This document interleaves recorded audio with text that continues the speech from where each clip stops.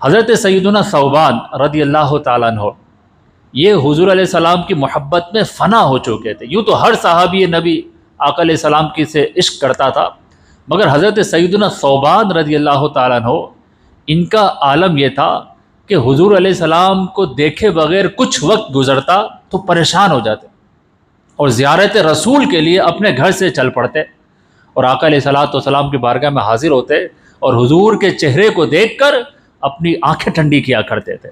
تو ایک مرتبہ حضرت ثوبان آقا علیہ السلام کی بارگاہ میں حاضر ہوئے تھے، مگر چہرے پر اداسی تھی، پریشانی تھی، غم تھا۔ آقا علیہ السلام نے پوچھا ماں بھی کا، کوئی بیماری ہے، کوئی تکلیف ہے، کوئی دکھ ہے، کوئی درد ہے؟ یہ پریشانی کیسی ہے؟ تمہارا چہرہ بتا رہا ہے کہ یو آر ناٹ اوکے۔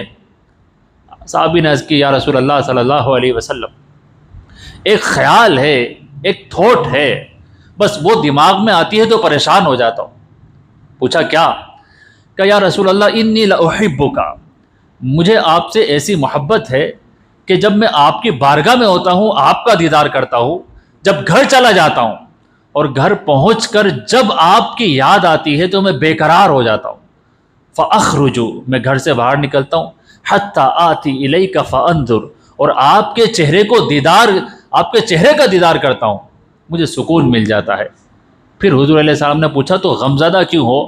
اس وقت صحابی نے کہا یا رسول اللہ تھوت یہ ہے کہ لو دخلت او لو دخلت الجنہ، اگر میں جنت میں چلا بھی گیا اللہ کی رحمت سے تو مجھے پتہ ہے کہ میرا جو لیول ہوگا جنت میں، جو اسٹیٹس ہوگا وہ نبیوں والا نہیں ہوگا، نیچے ہی ہوگا۔ آپ اللہ کے نبی ہیں، آپ ہائیسٹ رینک پر جنت میں ہوں گے۔ جنت میں جا کر بھی اگر مجھے آپ کا دیدار نہ ہو سکا تو وہ سوچ کے میں غمزدہ ہوں کہ پھر میرا کیا بنے گا۔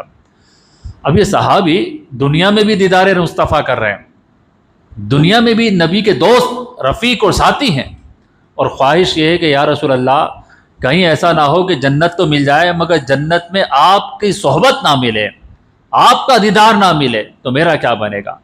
آقا علیہ السلام خاموش ہوئے، حضرت جبریل آ گئے قرآن کی آیت لے کے، وَمَن يُطِعِ اللَّهَ وَالرَّسُولَ فَأُولَٰئِكَ مَعَ الَّذِينَ أَنْعَمَ اللَّهُ عَلَيْهِمْ مِنَ النَّبِيِّينَ وَالصِّدِّيقِينَ وَالشُّهَدَاءِ وَالصَّالِحِينَ وَحَسُنَ أُولَٰئِكَ رَفِيقًا۔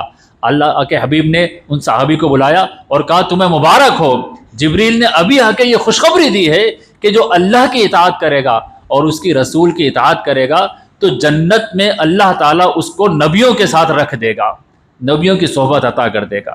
اب حضرت ثوبان کو تو یہ بشارت مل گئی کہ اللہ اور اس کے رسول کی اطاعت کرنے والا قیامت کے دن بھی جنت میں بھی اللہ کے نیک بندوں کے ساتھ، نبیوں کے ساتھ، شہداء کے ساتھ، صدیقین کے ساتھ، نیک لوگوں کے ساتھ ہوگا۔ تو حضرت ثوبان دنیا میں بھی آقا علیہ السلام کے دوست اور جنت میں بھی حضور علیہ السلام کی طرف سے بشارت مل رہی ہے کہ جنت میں بھی تم میرے ساتھ ہی ہوں گے۔ اس وقت جا کے حضرت ثوبان رضی اللہ عنہ کو تسلی ہوئی۔